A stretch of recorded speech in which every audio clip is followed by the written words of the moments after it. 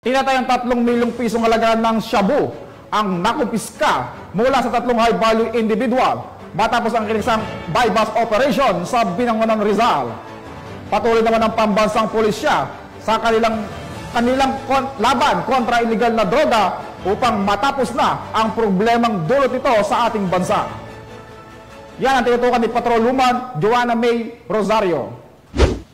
Arestado ang 3 high-value individual sa kinasang buy-bust operation ng mga tauhan ng Binangonan Municipal Police Station sa pakikipagtulungan ng PDEA 4A sa Binangonan, Rizal nito lamang Mayo 31, 2024. Kinilala ni Police Lieutenant Colonel Evangeline P. Santos, hepe ng Binangonan Municipal Police Station, ang mga sospek na sina alias Abul, 35 taong gulang, kasalukuyang naninirahan sa Dasmariñas City, Cavite.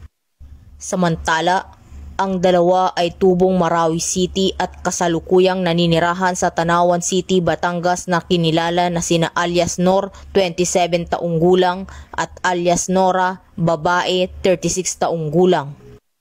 Nakumpiska ang tinatayang halos 3 milyong halaga ng hinihinalang shabu na tumitimbang ng mahigit kumulang 502.3 gramo.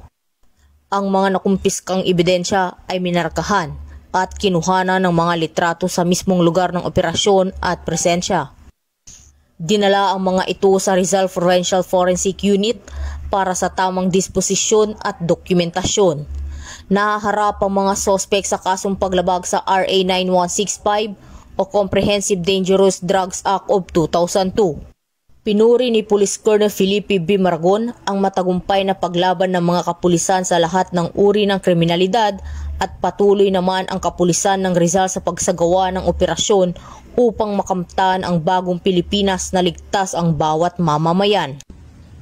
Mula dito sa Calabarzon, ako ang inyong Police News Network Correspondent, Patrolwoman Joanna May Rosario, alagad ng batas, tagataguyod ng Balitang Pulis.